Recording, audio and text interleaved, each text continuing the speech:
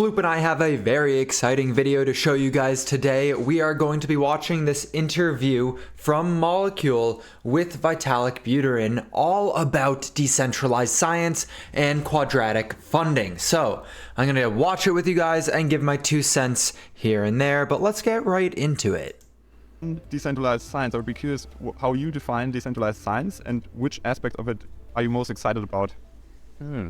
I guess I view decentralized science as a collection of ideas that basically have to do with trying to answer the question of what are some ways in which emerging open and decentralized technologies can make science better, can improve science, the institutions of science, in a broad sense, can improve how people who are doing science can collaborate with each other and get things out to the broader public. So I think some examples of this would include, one is just funding, right? So the interesting thing about, I think, cryptocurrency is that, first of all, it's just a very effective fundraising tool by itself, right? Because I've used cryptocurrency to donate money to various kinds of charities, like some of them doing, like giving money directly to the poor, some of them, doing existential risk research, some of them also, doing longevity research or doing other kinds of science. I think my most recent, really big and significant one was donating some amount of money to Impetus Grants, which is doing longevity. So just crypto as payments, I think, is one big part of it. And just in addition to providing more funding for science, I think it's fascinating in how it provides for more diverse funding, right? Like it's not just the traditional institutions; it's also a pretty wide array of individuals that can provide funding in a lot of cases.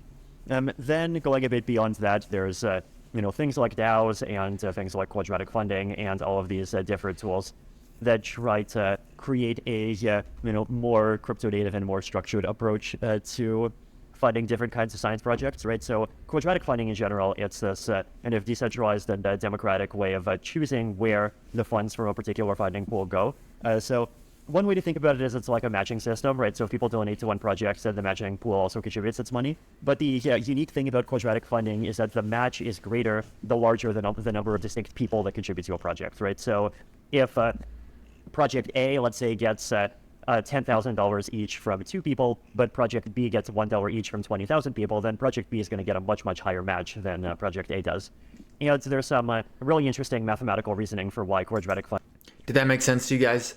You kind of quadratic funding is a newer way of funding that a lot of DAOs and a lot of organizations really are starting to adopt. It gives power back to the small or the less financially fortunate people. The people who, generally speaking, don't get as much representation because you can't, you vote with your dollar, right? Quadratic funding allows for votes to be amplified when the masses get behind something, even if the dollar amount is the same or even smaller.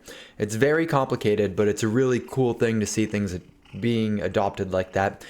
You know what should be adopted?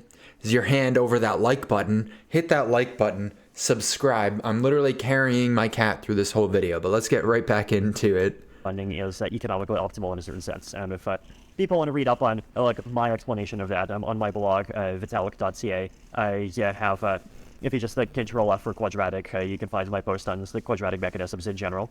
And then I think we also want to kind of go a bit beyond quadratic funding by itself, right? There's the concept of DAOs in general, and there have been more and more DAOs. There's Vita DAO, there's other kinds of DAOs now that are trying to organize the process of deciding who to fund in all kinds of more structured ways, and even going beyond just the funding question.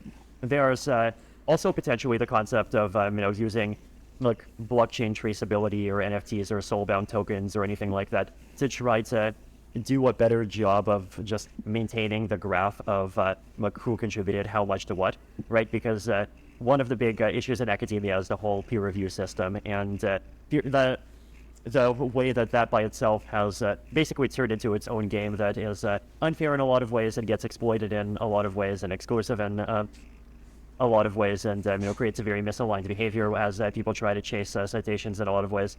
And we've talked about that so many times. The last video I put out was literally about how NFTs might be able to solve that and kind of solve that traceability of who actually contributed. Remember, up to 80% of the research that gets cited, the peer-reviewed research that gets cited, is not replicatable. You can't recreate the same results. So you'd be able to keep track of this kind of stuff and see through the corruption to a degree. Question of like, can we both try to make better versions of or like what the peer review or what the citation graph tries to do and what the peer review process tries to do, and also use blockchains and these tokens to really kind of weave that into the process of doing things and the process of funding things, and really make rewarding people for any contributions to the things that lead to important results downstream be something that happens much more seamlessly and much more automatically.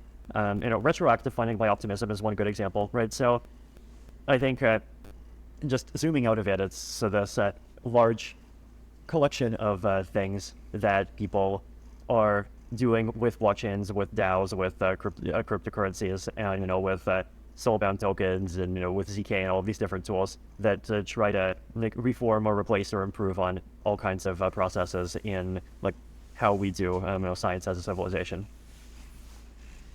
Yeah, makes a lot of sense. I think maybe we want to double click on public goods. So I think it's really interesting to see like the first experiments with quadratic funding, also showing some of course of like the ways that it could potentially be improved. So I would be curious on public goods experiments like quadratic funding and retroactive funding, which experiments would you like to see in the context of science that you haven't seen yet, or also potential improvements to quadratic funding or retroactive funding that we should attempt? Yeah, I think science is actually a great place to try to do experiments and like more sophisticated forms of retroactive funding, because science is the one place where it's like more obvious than anywhere else. Like I think it's true everywhere, but it's particularly obvious in science, like just how complicated the contribution graph leading to any particular result is, right? Like if, let's say, someone invents some new zero-knowledge proof protocol, usually that protocol itself is a version of some other idea, and it uses some particular polynomial commitment scheme that was invented by someone 2 to 10 years ago, and then it builds on top of this other results, and that polynomial commitment scheme also builds on top of other results, and it's basically people building on stuff that's built on stuff that's built on stuff that goes all the way back to RSA and Shannon and other stuff in the 1940s to 1970s, and ultimately stuff even long before then, right? And there's more of a tradition within science of like being explicit about that graph, which I think is fascinating. And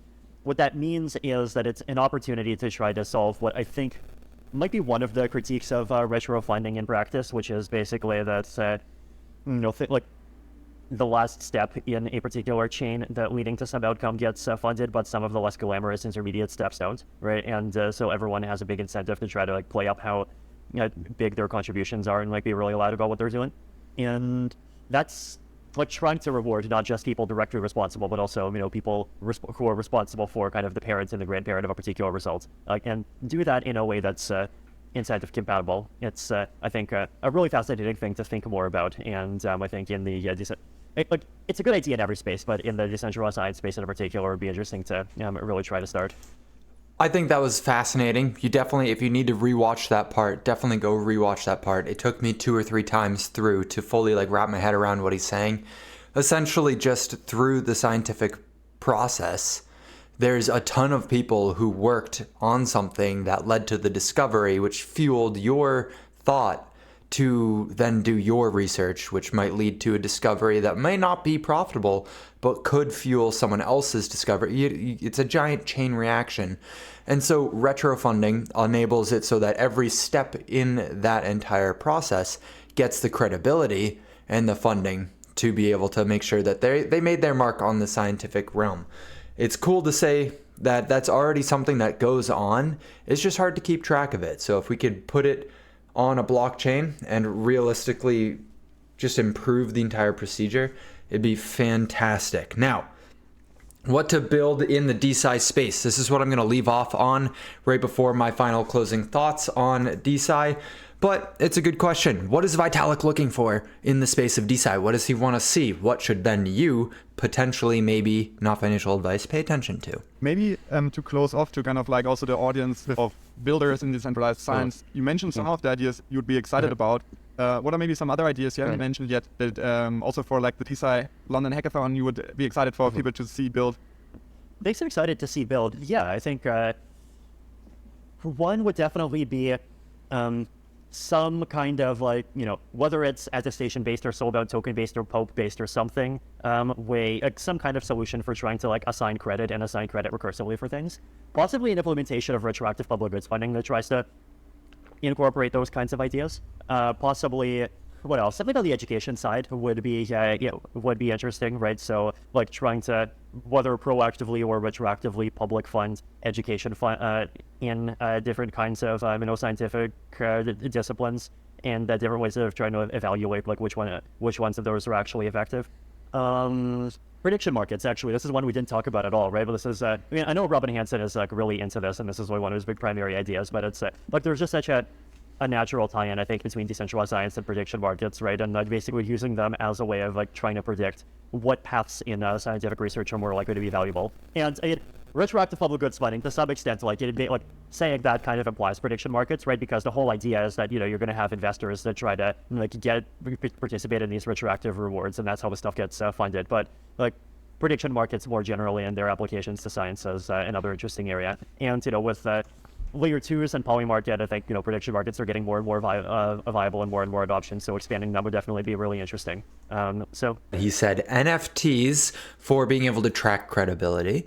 He said retroactive funding, and in parallel predictive markets, right? Those go hand in hand. If you are trying to get involved in every step of the process, you are going to inevitably be predicting what outcomes might come from you funding this specific research. You might not know in a given moment what the outcome could be, but you're like, it's just they run in parallel together. You can't have one without the other. And then earlier he had mentioned funding. So, and soulbound NFTs, he's a big fan of soulbound NFTs. He's been a big fan of it for a while. He didn't really mention anything to do with them here, but we know that he's bullish on soulbound NFTs. Now, before I close out here, you are fully aware that time is your most valuable asset. And because of that, this entire video has been on 1.25 speed. Hey, let's go. If you like this video, please like, subscribe. We go live Monday through Friday, 9 a.m. Eastern Standard Time to go through the markets and take our liquidity out of the crypto verse. I will see you guys in the next video.